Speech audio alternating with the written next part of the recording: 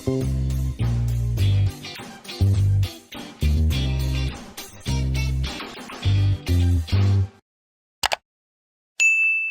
நான் உங்கள் chef Dheena. Welcome back to chef Dheena's kitchen. இனி நம்ம கிச்சனில் பார்க்கும்போது பூசணிக்காய் மசாலா.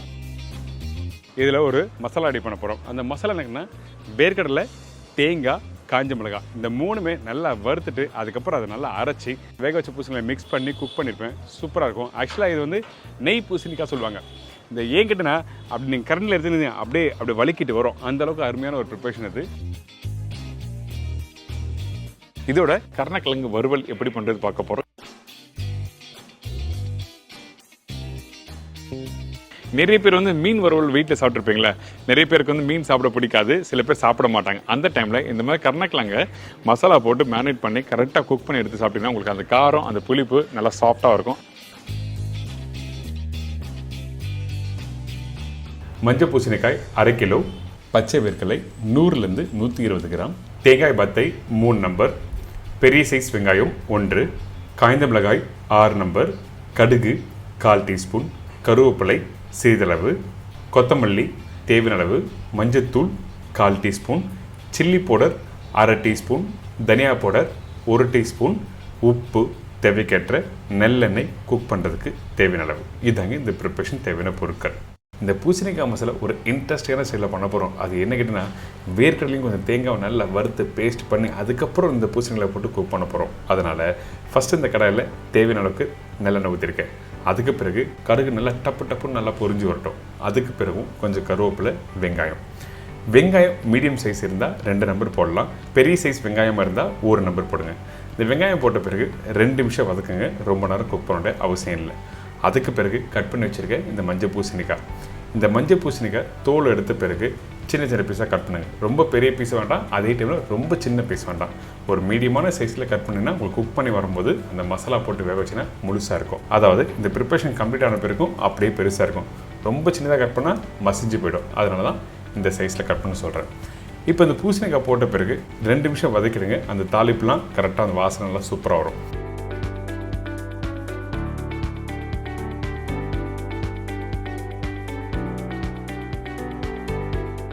மஞ்சத்தூள்,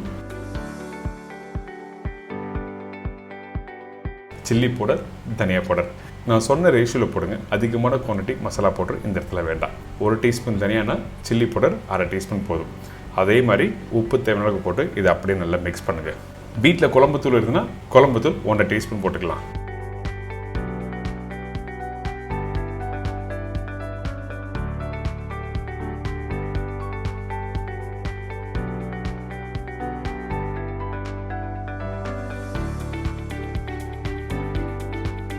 இப்போ தேவையான அளவுக்கு தண்ணி ஊற்றி இந்த காயை நல்லா வேக வைக்கிறோம். ஒரு மூடி போட்டு காய் வேகட்டும். வேக வைக்கிற பக்குவம் என்ன கேட்டினா காய் நல்லா மசிஞ்சு போகக்கூடாது, அப்படியே முழுசாக தான் இருக்கணும். அப்போ தான் அந்த வேர்க்கடலையும் தேங்காய் போட்டு மிக்ஸ் பண்ணும்போது உடையாமல் பக்குவமாக வரும்.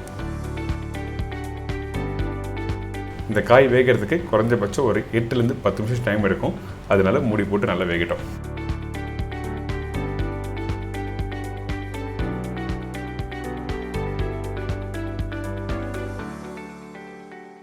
இப்போ வெந்த காயை உங்களுக்கு அப்படியே எடுத்து காமிக்கிறேன் பாருங்கள். பார்க்கும்போது சாப்பிடும் போல் இருக்குல்ல, அந்த எல்லோஷ் கலர், அந்த கடுகு தாளிப்பு, அந்த கருவேப்பிலை இதெல்லாம் பார்க்கும்போது அடடா இந்த டைமில் கொஞ்சம் ரசம் சோறு அப்படின்னா சாம்பார் சோறு இருந்தால் நல்லாயிருக்குன்னு சொல்லி நிறைய பேர் ஆசைப்படுங்க. அந்த டைமில் இந்த மாதிரி ப்ரிப்பரேஷன் வீட்டில் ட்ரை பண்ணி பார்க்கலாம். பாருங்கள், இந்த காய் கொஞ்சம் லைட்டாக ப்ரெஸ் பண்ணுவோம், கொஞ்சம் ஹார்டாக இருக்கும். 90% அளவுக்கு வேக வச்சு எடுத்து வச்சுருக்கேன். அதுக்கப்புறம் இந்த பச்சை வேர்க்கடலை. இந்த பச்சை வேர்க்கடலை வறுக்கிறதுக்கு குறைஞ்சபட்சம் ஒரு 15 நிமிஷம் டைம் எடுக்கும்.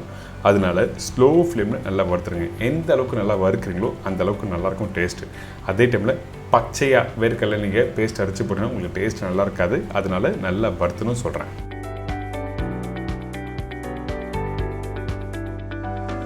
இப்போ வறுத்த வேர்க்கடலையை நீங்கள் கையில் லைட்டாக க்ரஷ் பண்ணி பார்த்தீங்கன்னா அந்த தோல் தனித்தனியாக வந்துடும்.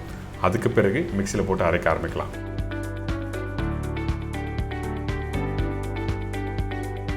மிக்சியில் அரைக்கும் போது வெறும் வேர்க்கடலை மட்டும் இல்லை, இப்போ வறுக்க போகிற தேங்காயும் போட்டு நம்ம அரைக்க போகிறோம்.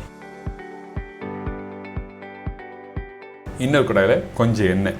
இந்த கடாயில் எதுக்காக எண்ணெய் ஊற்றுறேன் கேட்டிங்கன்னா தேங்காய் வறுக்கிறதுக்காக. எண்ணெய் இல்லாமல் தேங்காய் வறுக்கலாம், ஆனால் வீட்டில் பண்ணுறது கொஞ்சம் கஷ்டமாக இருக்கும். அதனால கொஞ்சம் எண்ணெய் ஊற்றிருக்கேன். அதுக்கப்புறம் தேங்காய், காஞ்ச மிளகாய், கருவேப்பிலை இதெல்லாம் போட்ட பிறகு ஸ்லோ ஃப்ளேமில் வறுத்துருங்க. ஹை ஃப்ளேமில் வச்சு தேங்காய் வறுக்கக்கூடாது.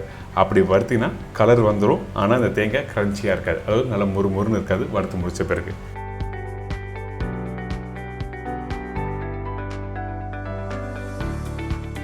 பார்த்திங்களா, இந்த மாதிரி கோல்டன் ப்ரௌன் கலர் வந்துருக்கணும்.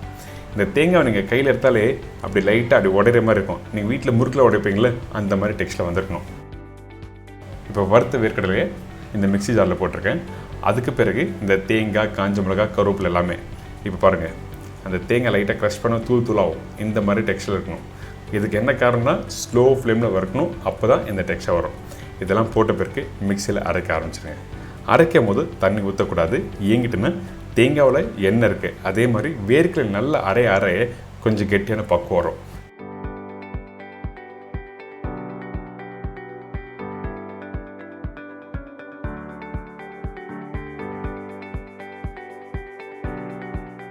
இந்த மாதிரி டெக்ஸ்டில் கரெக்டாக அரைச்சிருக்கணும்.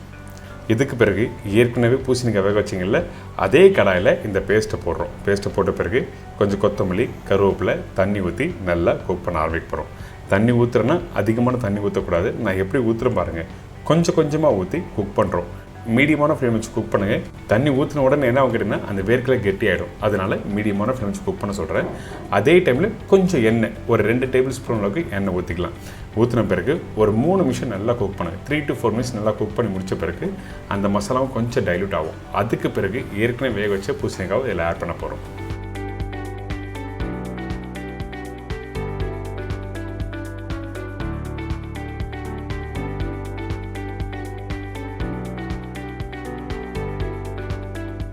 உப்பு இந்த இடத்துல செக் பண்ணணும். ஏங்கிட்டனா அந்த வேர்க்கடலையில் உப்பு மிக்ஸ் ஆகிருக்காது, அதனால் கொஞ்சம் லைட்டாக உப்பு இந்த இடத்துல ஆட் பண்ணுறோம். உப்பு போட்ட பிறகு நல்லா மிக்ஸ் பண்ணுங்கள்.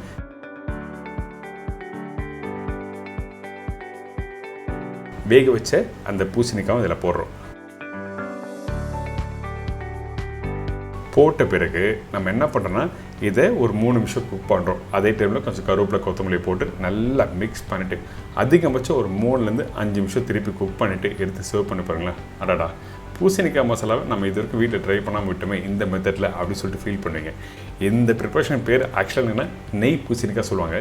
நெய் பூசணிக்காய் சொன்னால் நிறைய பேருக்கு தெரியாது, அதனால தான் பூசணிக்காய் மசாலான்னு வச்சுருக்கேன். இந்த ப்ரிப்பரேஷன் வீட்டில் சப்பாத்தி, பூரி, இட்லி, தோசை, ரைஸோட எல்லாத்துக்கும் தொட்டு சாப்பிட்லாம். அந்தளவுக்கு ஃபென்டாஸ்டிக்கான ப்ரிப்பரேஷன்.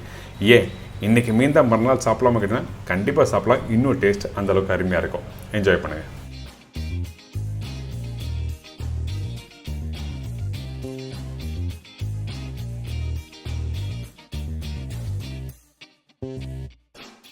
கருணக்கிழங்கு வறுவல் எப்படி பண்ணுறது பார்க்க போகிறோம்.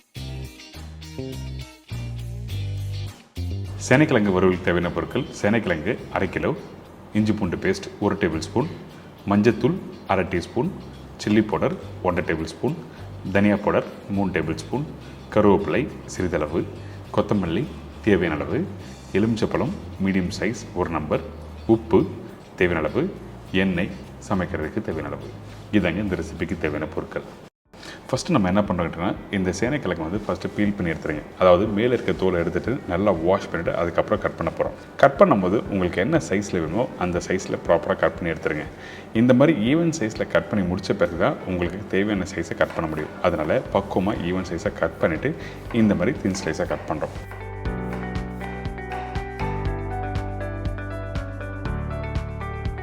கட் பண்ணும்போது கவனிக்க வேண்டிய விஷயம் என்ன கேட்டிங்கன்னா எல்லாமே ஈவனாக கட் பண்ணணும். ஏன் கேட்டிங்கன்னா நீங்கள் சமைக்கும் போது, அதாவது தோசைக்கல்ல போட்டு குக் பண்ணும்போது ஒன்று சீக்கிரமாக வந்துடும், ஒன்று சீக்கிரமாக வேகாது. இந்த மாதிரி ப்ராப்ளம் வராமல் இருக்குன்னா முடிஞ்ச அளவுக்கு நீங்கள் கரெக்டாக கட் பண்ணி எடுத்துக்கணும் இந்த மாதிரி சைஸில். அவ்வளோதான். இதுக்கு பிறகு நம்ம என்ன பண்ணுறோன்னா இந்த கடாயில் தண்ணி வச்சுருக்கேன். இந்த தண்ணியில் கட் பண்ணி வச்சுருக்கேன் அந்த கிழங்கு, உப்பு, மஞ்சத்தூள் போட்டிருக்கோம். கிழங்கு வந்து குக் பண்ணும்போது பச்சை தண்ணியில் போட்டு தான் குக் பண்ணணும், சுடு தண்ணியில் போட்டு குக் பண்ணக்கூடாது. இதுக்கப்புறம் இந்த கிழங்கு எந்த அளவுக்கு பக்குவமாக குக் பண்ணணும் கேட்டிங்கன்னா கரெக்டாக ஒரு 80% அளவுக்கு குக் பண்ணால் மட்டுமே போதும். 80 to 90%.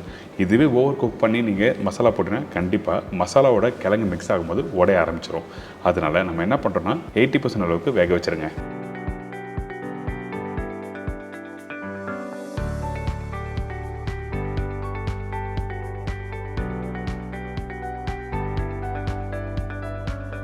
பார்த்தீங்களா இப்போ ஆல்மோஸ்ட் ரெடி ஆகிடுச்சு. இந்த மாதிரி பக்குவமாக வேக வச்சு எடுத்துருங்க. இதுக்கு பிறகு இந்த கிழங்கு உடச்சின்னா கொஞ்சம் ஹார்டாக இருக்கும், ஆனால் இந்த மாதிரி சாஃப்டாக உடையும். நல்லா வேக வச்சிட்டிங்கன்னா உங்களுக்கு கரெக்டாக மிக்ஸ் ஆகாது. அதே டைமில் நீங்கள் தோசைக்கல்லை போட்டு குக் பண்ணி இருக்கும்போது மசாலா ஒட்ட ஆரம்பிச்சிடும் தோசைக்கல்ல. இந்த மாதிரி ப்ராப்ளம்லாம் வரும். அதனால தான் இந்த மாதிரி ஸ்டெப் பை ஸ்டெப்பாக பண்ணுறோம். வேக வச்சது அப்படியே ஒரு பெரிய ட்ரேயில் போட்டு சூடு ஆட்டம் சொல்லி விட்டுருங்க. இதுக்கு பிறகு ஒரு பெரிய பவுலில் மசாலா பவுடர் போடுறோம். நான் சில்லி பவுடர் போட்டிருக்கேன், தனியா பவுடர். இதுக்கு பிறகு அதாவது 1 மடங்கு சில்லி பவுடர்னா 2 மடங்கு தனியா பவுடர். அந்த ரேஷியோ தான் 1 டேபிள் ஸ்பூன் சில்லி போடுறோம், தனியா பவுடர் 3 டேபிள் ஸ்பூன் கொடுத்துருக்கேன். இதுக்கப்புறம் மஞ்சத்தூள் 1/2 டீஸ்பூன் மஞ்சத்தூள் சொல்லியிருக்கேன்ல, அதில் 1/4 டீஸ்பூன் மஞ்சத்தூள் இங்கேயும் மீதி கிழங்கு வேக வைக்கும்போது யூஸ் பண்ணியிருக்கேன். இதுக்கப்புறம் உப்பு, இஞ்சி பூண்டு பேஸ்ட்டு, கருவேப்பிலை, கொஞ்சம் கொத்தமல்லி.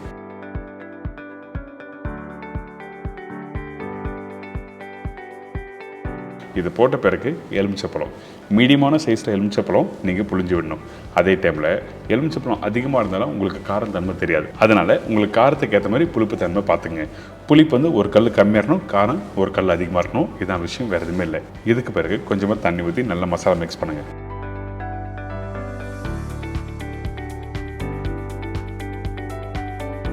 எடுத்த உடனே அதிகமான தண்ணி ஊற்றி மசாலா மிக்ஸ் பண்ண வேண்டாம்.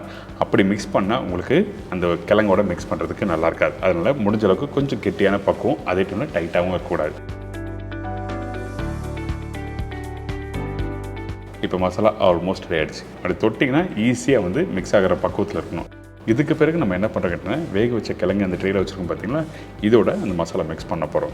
மிக்ஸ் பண்ணும்போது கவனமாக கவனிக்க வேண்டிய விஷயம் எனக்கு என்ன, இந்த மாதிரி கொஞ்சம் அகலமான ஒரு ட்ரே எடுத்து இந்த மசாலா போட்டு மிக்ஸ் பண்ணினா அந்த கிழங்கு உடையாமல் இருக்கும். சில பேர் என்ன பண்ணுவாங்க கேட்டிங்கன்னா, சின்ன பவுலில் மசாலா போட்டு மிக்ஸ் பண்ணுவாங்க, அப்போ உடைய ஆரம்பிச்சிடும். நீங்கள் குக் பண்ணும்போது உங்களுக்கு கரெக்டாக பக்குவம் கொடுக்காது. இதுக்கப்புறம் இந்த மசாலாவோட இந்த கிழங்கு எல்லாத்தையும் நல்லா மிக்ஸ் பண்ணி எடுத்துருங்க.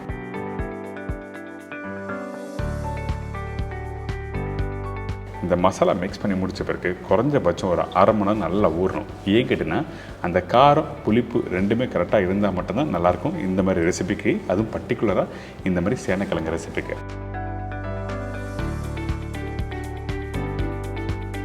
மசாலா எப்படி கிழங்கோட ஒட்டியிருக்குல்ல, இந்த இடத்துல சில பேர் கடலமாவும் அரிசிமாக போட்டுருவாங்க. அப்படி போட்டுன்னா பஜ்ஜியோட கான்செப்ட் போய்டும். அந்த மாதிரி பண்ணக்கூடாது. வெறும் காரமும் புளிப்பும் இந்த கிழங்கு, இதுதான் ரொம்ப இம்பார்ட்டன்ட் இந்த ரெசிபிக்கு. இதுக்கப்புறம் இந்த தோசைக்கல் சூடான பிறகு கொஞ்சமாக எண்ணெய் போடுங்க. அதுக்கு பிறகு ஒரு கிழங்கு கரெக்டாக ப்ளேஸ் பண்ணி குக் பண்ணி எடுத்திங்கன்னா அருமையான சேனக்கிழங்கு வறுவல் ரெடி. இந்த கிழங்கு நீங்கள் போட்ட உடனே திருப்பக்கூடாது தோசைக்கல்ல. கொஞ்சம் ஒரு செகண்ட் நீங்கள் விடுங்க. அதுக்கப்புறம் கொஞ்சம் லைட்டாக அந்த ஆயிலெலாம் அப்சர்வ் பண்ணணும். அதுக்கு பிறகு திருப்பி போட்டு குக் பண்ணணும். அவ்வளோதான் விஷயம், வேறு எதுவுமே இல்லை.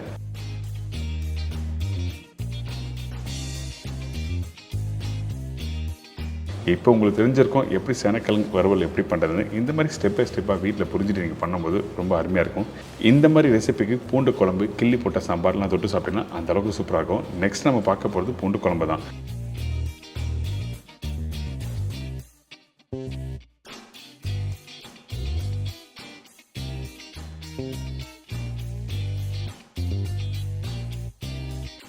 அவ்வளோதாங்க. கடைசியாக கொஞ்சம் கொத்தமல்லி போட்டு அழகாக எடுத்து ப்ரெசென்ட் பண்ணி எடுத்து சாப்பிட்டிங்கன்னா சூப்பராக இருக்கும்.